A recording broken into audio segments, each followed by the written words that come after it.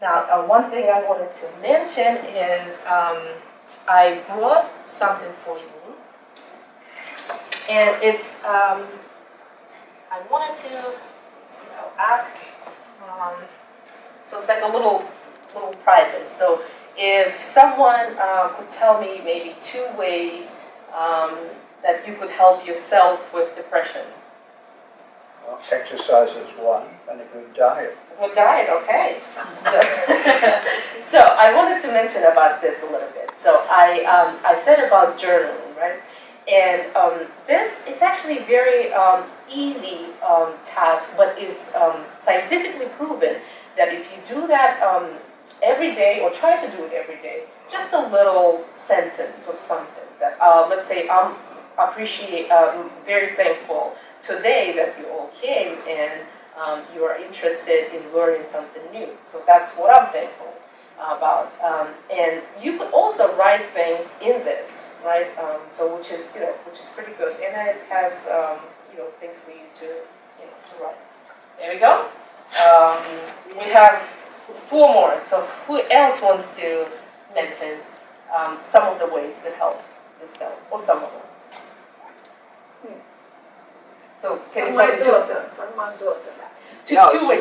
No, I just want to know 2 ways that you could help yourself with depression, or someone else with depression. Someone else, I tell you about my daughter. Okay, that's one. No, she's talking about her daughter. What See, we learned, what do we learn from the The question. Right, so it's just a little quiz for what we learned today. No, calm down. Okay. I'm okay. No, I'm not okay. She wants it for her daughter. If I were okay, I wouldn't. Be here. No, she won't.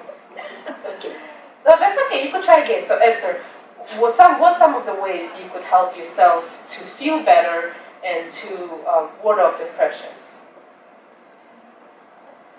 I don't think so, that I can help with depression. I'm not depressed. I'm just very old. That's a depression. But how about things that? So what I mentioned earlier. What some of the things that you think would help someone else who is depressed? Let's say, or help someone else who's To exercises. okay. It's the most, I think, it's the best to exercise. And you have to go somewhere to exercise. For instance, to the YMCA, Right. where I am going. Okay. And they have classes here too. Yes, they have it. It is aquarobic and aerobic. On the 2nd floor, it's aerobic and aquarobic in the water. Right. So it's the best tool That is to okay. push depression. You have You get one friends? too. So look at it. She got me to go, so. Anyone else? Yeah, I think getting out of your house, to me, otherwise if I sit around, to me that's to get out of the house. That's why I come here all the time. Absolutely. And also talking to friends, friends that I know will listen to me, Right. in case whatever problems, and that's helpful if they're helpful to me.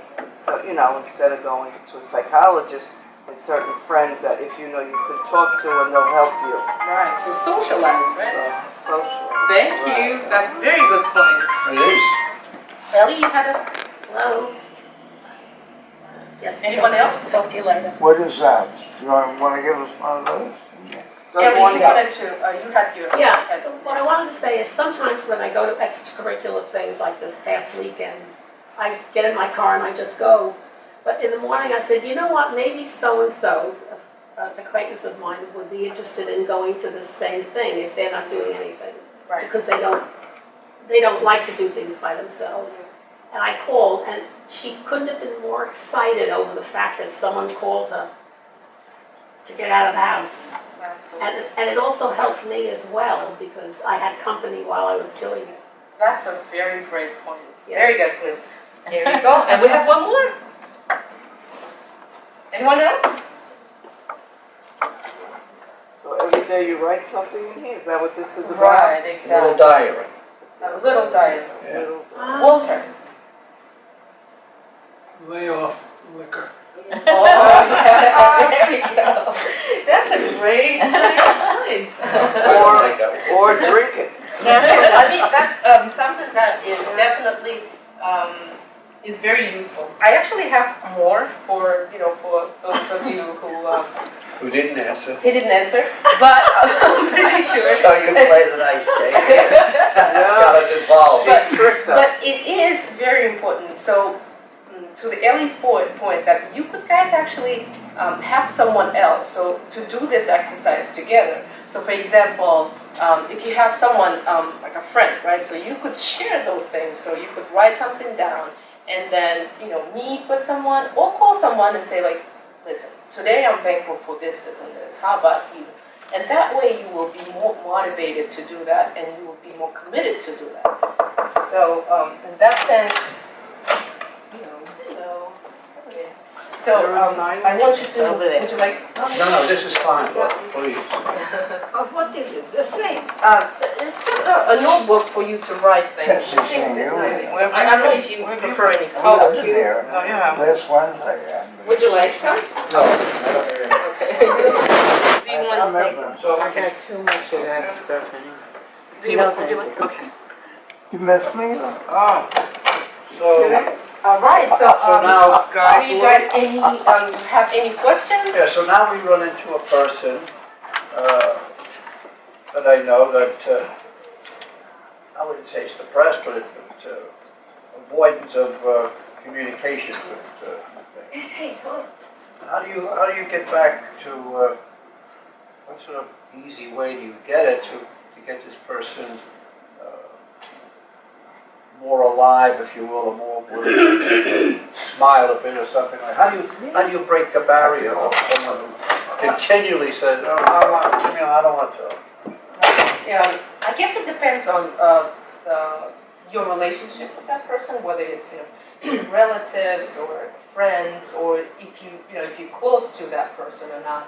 But I think things like you could, if you know that person is interested in a particular, let's say, a topic, hobby, or something like this. I think it would be nice for you to say, right.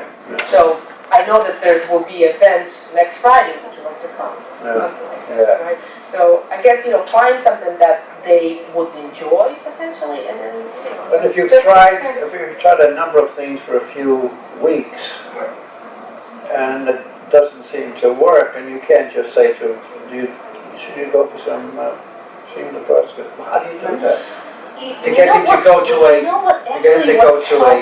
professional. Well, some people, they don't want to admit it, or they don't want other people to worry about that, right? But just the fact that you're there and you ask those questions, those are actually very important too, because the person will think about that the person is not alone. Even if you send a text message, if you send a little card, it really goes a long way. So the person knows that you're there for them if they need you. So they always know that. Go to the craft fair. When they're ready, they There's a craft fair, Yeah, I tried to, a craft. you want to go see a movie? Oh, yeah. Yeah, so we did. Yeah. You wanted to see this movie, I couldn't stand the movie, but I had to sit through it. So, no, but I guess, all right, I got the idea, just don't give up the ship. Keep trying, yeah. Exactly. All right, fair enough. Well, you say 80% of the people with depression can be cured. And I know some of the 20%ers that were never cured. There was like one of my friends, her brother was even a physician and everything, and they got her the best medical advice going, but she just was so depressed, and she would sleep all the time, and she got very fat, and I guess, not everybody can be cured of depression. So where is she now, or what is going on? Dead. You know what I mean? They put her, she was on a lot of psychotic drugs and everything else. I'm just saying that, like, it's very sad, you know, your friend, all of a sudden, like, she got depressed when she was, like, in her late 30s. Got on Social Security disability. Her husband stayed with her, but, like, it seems like not everybody can be, no matter what they have, they can be, But efforts were made though, so. oh yeah, efforts were made, but I guess it's not all successful. Well, Kelly, I might have missed it because I came in a little late, but one of the things that, and some of these things on paper can certainly help us, they're good tools. But one of the things I find in the aging population of why depression happens, and these tools will help in many cases, is the loss of a spouse, as in Esther's case. When she lost her husband, it was a tremendous shock to her. You know, everybody dies in this world, but we're not talking about dying at age 40 or 50. We're talking about as you get older, the natural course of events. As soon as she finishes. Um, As soon as she finishes. Yeah, so that's one thing. The other thing is the loss of close friends, right. your peers. That can have a terrible effect, and you have to really work very hard at it to overcome it. Absolutely. So it's very good to reach out to friends and your family that could support you in this process. But as I mentioned, that you know, those are things could be very different, right? So the grief and sadness because you lost someone typically wouldn't last, you know, a number of months, right, on end. So you typically will still have, you know, they're different, right? So. And many cases that loss of someone could trigger a depression, right? So it's a very fine line, I guess. Good. Stephanie? One of the things that could really make you depressed is chronic pain. Absolutely. That's one of the It things. interferes with your sleep and moving around. Right, exactly. So it's actually a very good point that you bring up, because when physicians, they diagnose depression, the first thing they do is that they have to rule out any medical conditions, because certain things could actually present itself as a depression. There's multiple issues with thyroid, with chronic conditions, chronic pain, could be cancer, things like that. So this is definitely something that your physician would be able to, establish whether it's something related to physical condition, or it could be a depression. Louis. I have a few things. Number one, a therapist once told me that depression is anger turning inward. Number two, I go to therapy every week under Medicare. I don't know if you know this, but I've been going for 8 years. The thing that you don't know is that you can go under Medicare to therapy if you have a problem. Okay. So I've been going for 8 years. Every week, I don't get depressed that way. Good. So it So helps. see, you So it could, helps. Well, that's it's definitely a good tool, and I thank you for bringing this point, that you could, even with Medicare, you could afford to see a professional once a week even. But can I say one other thing? I have a daughter who's bipolar. And that's like living in she just got married. And that's like living in a up and down society, She needs medication every day. Brilliant mind, but he takes medication every day. He has to. So that's a helper for her. Yeah. I mean, I take it, but it's different for a harder thing.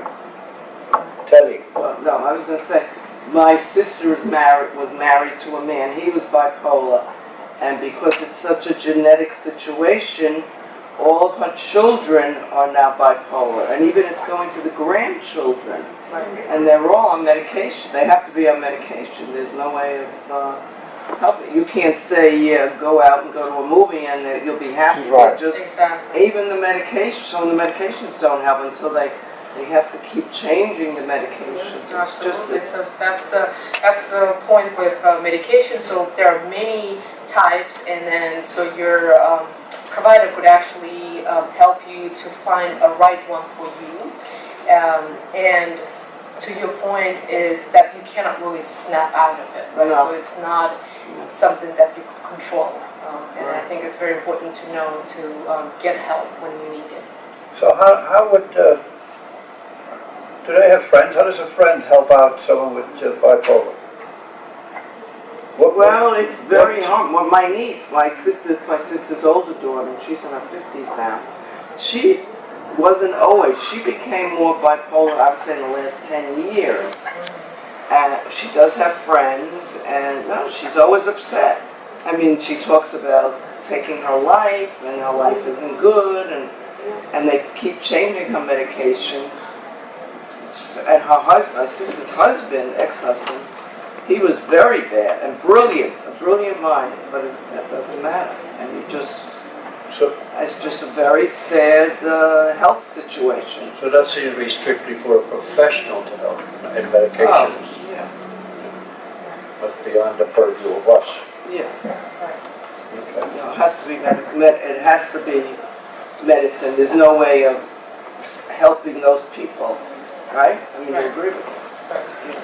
And it's very genetic. Yeah. I mean, the whole family got it. Wow. 3 children, and now the grandchildren. Wow. Really, That's tough. Depressing. You were talking before about wanting a person who like to walk. You know, and not just very good. I'm one of those who like to do that. But I now have arthritis in my feet of all places. I can't walk on my hands. So I'm not depressed, but I'm ticked off about it, you know. And this doesn't seem to be a thing that can be done in regard to that. So my walking has been restricted a little bit. But actually even spending time outside, so let's say you don't even walk, maybe you sit on the bench or enjoy time outside, it's actually helpful too. Yeah. Because one of the points is, especially during this time, many people have what is called SAD, which is seasonal affective disorder, when you don't have enough sunlight. So it's very nice and very useful to be outside, especially during winter, so you can be proactive about that. Was it an increase in these times of this season, like Christmas? Absolutely. I've heard there's actually a research that shows that number of suicides actually go up during holiday times. That's when, you know, for some people it's the most happiest time, but, you know, for others, not so much. obviously there's more suicides. They were saying last week, like if you were born today, your age expectancy is 78. And they're saying there are so many more people now committing suicide, and the drug situation is killing people. I was surprised because I thought people, the opioid situation, that people are living longer. But they're saying that there's more and more suicides and younger people. Well, the stats that came out, a woman was a man by about 6 years. 76, I think, was for a man, and 82 for a woman. Because we killed the men, they say. Well, because we do so much for you, we get Right. they get exhausted. Inferior gene. Any other questions? Walter? Comments, a suggestion to you. I probably have similar symptoms about my feet that you have. And I've been walking with a walker, and it has helped me a great deal. That was me. That was my equipment. Yes. Yeah. Yeah, I'm saying that walker can take some of the stress Oh, yeah. out of walking, but give you plenty of exercise and makes it a lot easier to go from place to place instead of not going because Good you're point. in pain. Good point. Thank you. Well, Thank you for sharing, Walter. sorry. Thanks for sharing. Thank you for sharing. That's a good point. if you wanna go with a one. Maybe you can explain, like Louis says he's going to see somebody, but, I'm sorry, did you say something? you know, but I think like, you never see, if you're, depressed, the only time you see a psychiatrist is for your medications. And then they have different, No, people go to talk. no, they have psychotherapists, but like, maybe you explain, like, there's, different people that aren't MDs that the people go to for. Right, Psychologist, so you go to you a actually don't have psychologist. to I go go to to, psychologists, I don't take, you don't have to go to a psychologist or psychiatrist. Psychiatrist usually if you need your medication, they don't give you prescription medication. So They give you a in that prescription. sense, your social worker, it could be a social worker, it could be a nurse that is specialized in mental health. So it could be a psychologist, as I mentioned, and even your primary care sometimes will do that. And so what you could do is that they work together. Let's say if your social worker feel that you might benefit from medications, they might refer you to psychiatrists who could prescribe you medications. But, you said, what about a nurse that specializes in mental health? There's not that many or something like that. Well, there are some actually, but very often I see social workers who do that. Steph, did you have something to say again? No? I was saying that if you have seasonal affective disorder, Yeah. it helps to brighten up your house with a lot of light. Really be good. Teddy? Well, I was gonna say, I happen to be, I do the art program here. Yeah. And I know, like, a lot of people say they can't really draw, but if you sit down, I think anybody can somehow do something. It's very relaxing, and your mind is just dissipates, with all the bad things. When you're drawing and it's color and I think that really happens. I know they make these things for people. Right. I don't do that. I mean, I do regular paintings, but I think it's very helpful. I think everybody, if they tried, it just brings life to you. Absolutely. Drawing and So painting. there's actually such thing as art therapy, Yeah. and many people do that. It's actually very helpful, and it's in the way sort of meditation, because as Teddy mentioned, that when you do something like drawing, you don't really think about anything else. It's almost like a type of meditation. Yeah, that's wonderful. I think it's wonderful. Absolutely. Thanks for the suggestion. Ellie? Years ago, in between marriages, when my marriage was failing, I went to a psychiatrist, and I didn't have to take medication. We did a lot of talking, and one of the things that she did was hypnotism. Really? Really? Yes, and through the hypnotism, I discovered a lot of things about myself. Wow. It was really interesting. She took me back to my childhood, and I understood a lot of things about myself that through this doctor. And it was wonderful. I mean, if I don't have to go anymore right now, I'm not depressed. And if I do feel depressed, I call a friend. I talk. I don't call to talk to tell them I'm depressed. I just call to say I want to see them and talk to them, and then I'm fine. I guess there are other avenues to employ too, yeah. Absolutely. So with as I mentioned, though, there's not necessarily they come together, right? So it could be either psychotherapy or medication or combination of both. So you don't necessarily need to do both.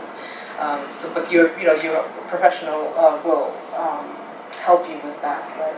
And in regards to psychotherapy, as Ellie mentioned, there are different approaches. So let's say if you don't like one therapist, it doesn't mean that you should give up on that. You could try someone else who has different approach. So it could be hypnotherapy, it could be cognitive behavioral therapy, it could be other, I know that many people, they combine now Eastern and Western medicine, and they do meditation and yoga actually in the practice as well. So there are many ways, I guess, to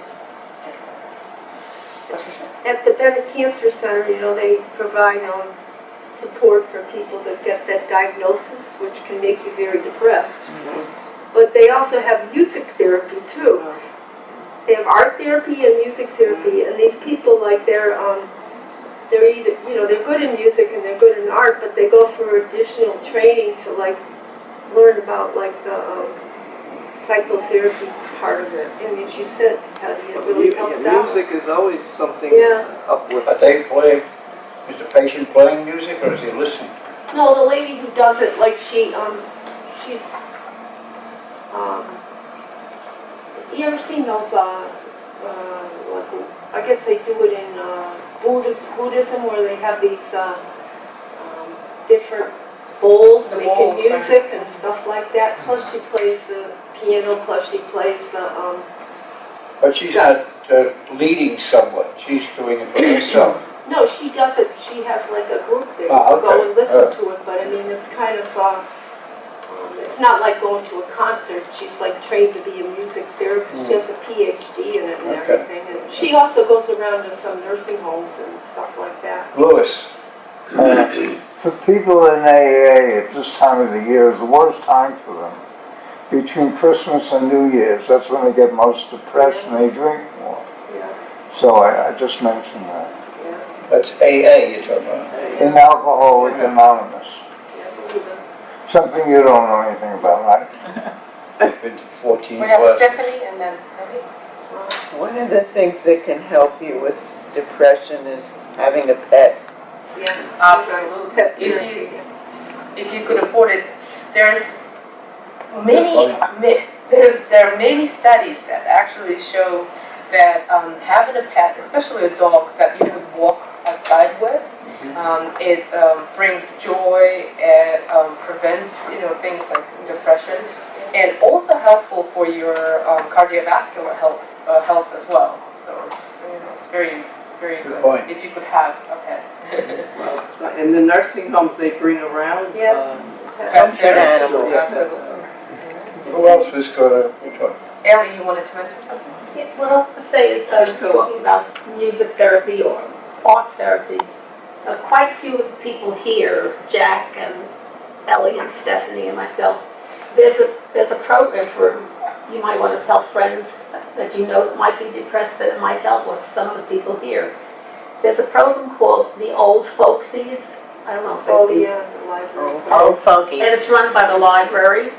Right now, it's in a sleep mode for the winter. But what they do is they meet on Saturdays at 3 o'clock at the Weed Memorial Library. And Dr. Ev plays the guitar, the chords, and she brings songbooks, and we sit around like we are here, and we sing. Right. Crazy songs sometimes, right? Yeah. Yes. But it's really fun. It's really fun. yeah. Yeah. Jack goes and Stephanie goes and I go. Yeah. I do too. And I know you tried with me to go, but that's Huh? kind of far from where I live. Well, It's not that convenient. So Ellie, you sing as well then? Not well, but I like to. Yeah, You Felix, sing in a it's chorus, good- they good don't- point. yeah. Thank you for bringing it up. Maybe someone else would join. You were there. I went to that concert on Sunday Yes. at the church, and it was like the symphony is trying to get younger families to go bring their kids there. But I mean, it was. It was the brass section of the symphony orchestra Right. for I Stanford. enjoyed seeing all those little kids singing Christmas music. They were like cute, and some of the girls were dressed up in, like Christmas plaid, and they were so proud to be out, and that kind of lifted my spirits.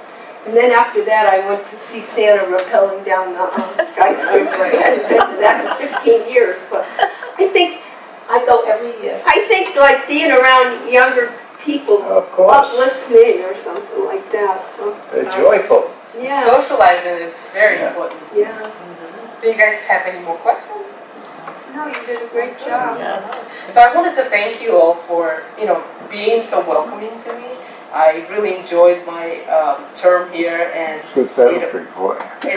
it's been a delight to get to know you all and to learn about community. I actually learned a lot because not just with this group, but also I've done some research on some of the issues that Stanford community has, and I'm very interested now into seeing what else I could do. So I actually do a blood pressure clinic. So it's going to be this month is going to be on 20th, December 20th, and it's from 10 to 12. Right? Here? Right, in the library. Right? So if you like to do that. And afterwards, so I'm going to start working in January, and once I get my schedule settled, so I would like to come back and do more blood pressure clinics, and hopefully see you all. You are welcome at any time. Yes, thank you We so much. appreciate what you've done today, And your little and you're son. a good person to be around. Oh, thank you so much. Good May I luck. say something? I would like to Don't hit me. to remind you, we are from the same country. And this country produces smart people. Good operation. I have still a little humor. Still, something. Don't hit me. You're right, you're funny. I don't hit you. Oh. I love you. Wants to kiss You like